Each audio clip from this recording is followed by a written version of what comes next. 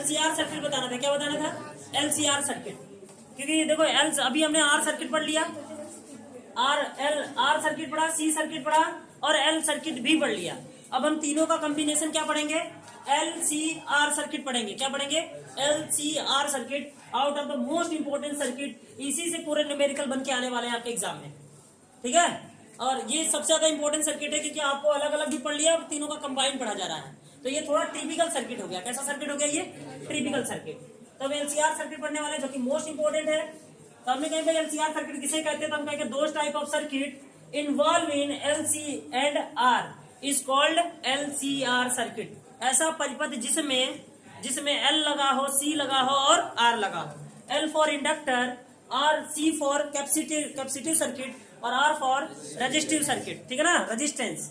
तो चलो हम स्टार्ट करते हैं। और हमने कहा कि this circuit is very typical circuit. ये बहुत ही टिपिकल टाइप का सर्किट है। तो इस टिपिकल टाइप को सर्किट को सॉल्व करने के लिए हम किसका यूज करते हैं? रोटेटिंग वेक्टर का यूज करते हैं। किसका यूज करते हैं? रोटेटिंग वेक्टर का। तो हम यहाँ to solve circuit using rotating vector, तो हम रोटेटिंग वेक्टर को ही फ्रेजर डायग्राम के नाम से जानते हैं। Rotating vector is also known as phasor diagram. और फ्रेजर डायग्राम के हेल्प से ही सर्किट सॉल्व हो सकती है। Because of this circuit is very typical. Circuit कैसी है? बहुत टिपिकल सर्किट है। तो हमने कहा भाई फ्रेजर डायग्राम बना लेते हैं। तो सबसे पहले हम हिंट लेंगे। तो हमने देखा था कि वोल्टेज इसका लीड कर रहा था इंडक्टर सर्किट में। इंडक्टिव सर्किट में वोल्टेज लीड था और करंट 90 डिग्री से लैग था। तो हमने इसको इस तरह से बना दिया 90 डिग्री से लैग करते हुए। फिर हमने इसमें देखा था कैपेसिटिव सर्किट में कि वोल्टेज क्या था? वोल्टेज क्या कर था? लैग कर रहा था 90 डिग्री से। क्या कर रहा था? वोल्टेज लैग कर रहा था। और करंट क्या कर रहा था? 90 डिग्री से लीड कर रहा था। क्या कर रहा था? लीड कर रहा था। तो हमने करंट को लीड करते हुए बना दिया और वोल्टेज को लैगिंग दिखा दिया। रेजिस्टिव सर्किट में वोल्टेज और करंट दोनों सेम फेज में थे, इसलिए हम इनको किस में दिखा दिए? एक ही लाइन में दिखा दिए। अब इन तीनों जो हमारे यहाँ पे वेक्टर बने हैं, जो ये रोटेटिंग वेक्टर बने हैं तीनों के, इन तीनों रोटेटिंग वेक्टर को हमें क्या करना पड़ेगा? एक ही में मर्ज करना पड़ेगा। क्या करना पड़ेगा? ये आर सर्किट, सी सर्किट और एल सर्किट तीनों को हम एक ही में मर्ज करना चाहते हैं, एक ही में दिखाना चाहते हैं। तो अब बन जाए, जब हम तीनों को मर्ज कर देंगे एक ही में, तीनों को मिक्स कर देंगे, मिला देंगे, तो ये हमारा बन जाएगा पूरा का पूरा LCR सर्किट का फेजर डायग्राम। तो ये बहुत मोस्ट इंपोर्टेंट है LCR सर्किट का फेजर डायग्राम बनाना। तो हमने सबसे पहले किसको बनाया? हमने सबसे पहले R सर्किट को बनाया। तो हमने देखा कि यहाँ पे VR आगे था, और मतलब हम कह सकते हैं वोल्टेज को आगे हमेशा बनाते ही है, इसलिए वोल्टेज बना और करंट उसी लाइन में बना दिया। तो हमें ये मिला R सर्किट बना। क्या बना? R सर्किट का फेजर डायग्राम एक ही लाइन पे। फिर हमने इसको इन्वॉल्व करना चाहा, तो हमने यहीं से क्या उठा दिया? वोल्टेज के लाइन को उठा दिया, जो हमारा इंडक्टर का वोल्टेज था। फिर हमने देखा कि वोल्टेज ऊपर है और करंट नीचे है, तो ये भी शो कर गया। इंडक्टर सर्किट हो गया कि वोल्टेज ऊपर है और करंट 90 डिग्री से नीचे है, तो ये चीजें शो कर गई इंडक्टर का। बाकी बीच वाला लाइन तो रेजिस्टेंस का शो कर ही रहा है। बाद में हमें कैपेसिटिव का शो कराना था, तो कैपेसिटिव का शो कराने के लिए हमने क्या किया कि कैपेसिटर वाले में देखा कि वोल्टेज नीचे था, तो यहीं से हमने इसके ओरिजिन से नीचे वोल्टेज वाली लाइन को बना दिया। तो हमने देखा कि वोल्टेज नीचे हो गया, मतलब वोल्टेज लैग कर गया। और अब देख रहे हैं कि करंट यहाँ 90 डिग्री से लीड कर रहा है। तो करंट 90 डिग्री से, देखो मैंने दिख रहा होगा कि करंट 90 डिग्री से ऊपर है और वोल्टेज 90 डिग्री से नीचे है। तो हम कहेंगे कि वोल्टेज लैग कर गया और करंट लीड कर गया, तो हमारे कैपेसिटिव सर्किट को भी दिखा दिया। तो हम अब कह सकते हैं कि अभी तीनों सर्किट का जो फ्रेजर डायग्राम था एक ही में मर्ज हो गया। क्या हो गया? मर्ज हो गया। और ये हमारे पास जो बना वो Fraser diagram of LCR circuit बना। अब Fraser diagram of LCR circuit को हम करेंगे क्या? तो हमने कहा कि हम ना देखेंगे, इसको शिफ्ट कर देते हैं, इस वेक्टर को इधर, और इस वेक्टर को शिफ्ट कर देते हैं डॉटेड से ऊपर। तो हम देखेंगे कि ये देखो पूरी लाइन जो VL की है, वो VL वाली वेक्टर बड़ी है क्योंकि ऊपर जा रही है, और VC वाली नीचे जा रही है। तो हम कहेंगे सिर्फ इतने का कंपोनेंट बता दो, इतने का वेक्टर कितना होगा। तो कहेंगे बड़े में से छोटा वाला घटा दो वोल्टेज, तो VL माइनस VC होगा। तो ये लाइन VL माइनस VC हो गई है। तो ये भी लाइन क्या हो जाएगी? VL माइनस VC, क्योंकि दोनों एक दूसरे के पैरेलल में है। क्या है? पैरेलल में है, ट्रेपेजियम है, ठीक है ना। ठीक है, तो यहाँ पे हम क्या करेंगे?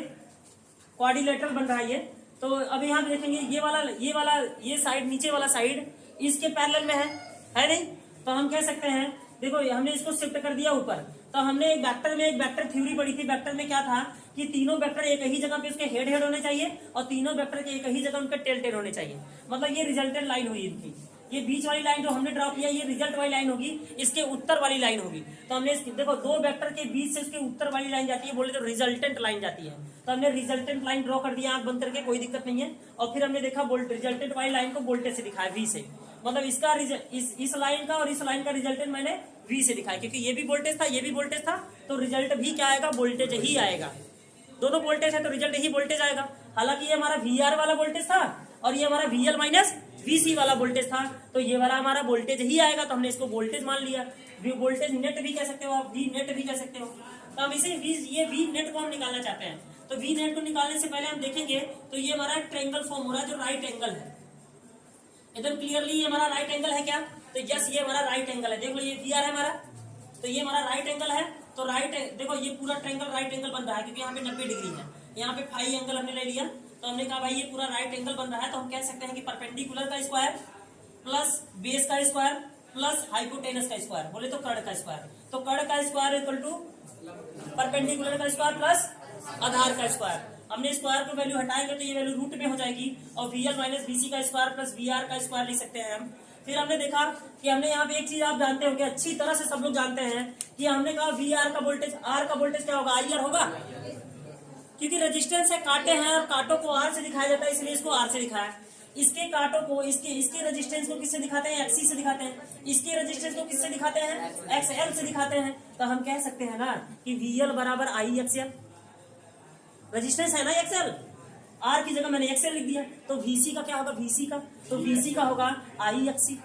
तो वैल्यू पुट करो यहाँ पे, I XL minus I XC plus I R का स्क्वायर। तो यहाँ से देखो हम ना आई स्क्वायर कॉमन ले रहे हैं, इस वाले में से भी आई स्क्वायर कॉमन ले रहे हैं, इस वाले में से भी आई स्क्वायर कॉमन ले रहे हैं। तो जब हम आई स्क्वायर कॉमन लेंगे तो यहाँ से आई हट जाएगा, आई स्क्वायर बाहर हो गया, यहाँ से आई स्क्वायर कॉमन हो गया तो आई स्क्वायर बाहर हो गया। तो हर जगह से हमारे पास आई स्क्वायर बाहर हो चुका है। अब हम इस सर्किट को सॉल्व करेंगे, ठीक है ना।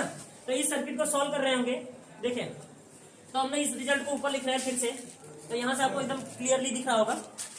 तो इस सर्किट को हम ऊपर सॉल्व कर रहे हैं, देखिए तो हमने हमारे पास v बराबर क्या है, v बराबर ये आई स्क्वायर क्या बाहर निकल सकता है रूट में से, पहले इस वैल्यू को पूरा आराम से लिख देते हैं, आई स्क्वायर एक्सएल माइनस एक्सी का स्क्वायर प्लस आर स्क्वायर, और ये हमारा आई स्क्वायर सबसे बाहर है। तो आई स्क्वायर को मैं जब बाहर करूंगा तो ये हो जाएगा v equal to I, v बराबर आई अंडर रूट में एक्सएल माइनस एक्सी का स्क्वायर प्लस आर स्क्वायर। क्या मैं v बटे आई लिख सकता हूँ, तो यस मैं v बटे आई लिख सकता हूँ, है ना।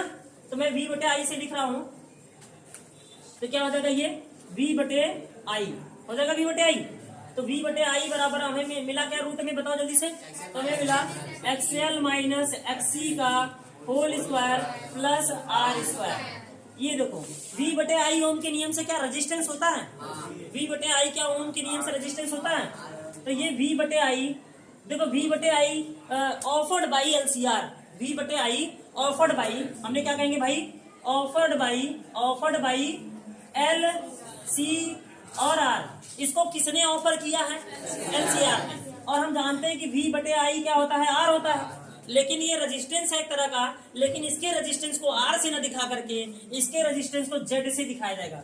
किससे दिखाया जाएगा, इसके रेजिस्टेंस को जेड से दिखाया जाएगा, जेड से। तो हम ना आराम से कह सकते हैं, क्या कह सकते हैं बताओ, हम आराम से क्या कह सकते हैं, हम कह सकते हैं जेड बराबर अंडर रूट में एक्सएल माइनस एक्सी का स्क्वायर प्लस आर का स्क्वायर। इस जेड का नाम पड़ा है इम्पीडेंस। क्या नाम पड़ा है, इम्पीडेंस। इस जेड का नाम क्या है, इम्पीडेंस। इसका मात्रक क्या होता है, मात्रक बोले तो यूनिट क्या होता है, तो भाई ओम ही होता है। क्या होता है, ओम होता है, ठीक है ना। इसका यूनिट वही होता है जो रेजिस्टेंस का होता है। इसको बोलते हैं इम्पीडेंस। हिंदी में इसका नाम पड़ा है प्रतिबाधा। क्या नाम पड़ा है, प्रतिबाधा, ठीक है ना। तो यहाँ तक आप इसको नोट डाउन करिए। आई होप कि आपको बहुत अच्छा समझ में आया होगा ये, ठीक है। यहाँ तक नोट डाउन करिए। ये हमारा क्या था, ये हमारा प्रतिबाधा था। क्या था ये, प्रतिबाधा, ठीक है ना।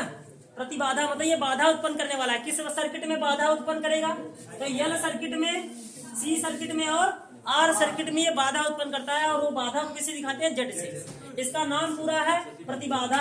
इसका नाम इंग्लिश में होता है इम्पीडेंस। क्या नाम होता है, इम्पीडेंस। इसका मात्रक वही होता है जो सबका होता है, जो रेजिस्टेंस का होता है। तो ये इसका मात्रक वही होता है, ओम्फो। क्या होता है, ओम्फो। अरे ओम यार।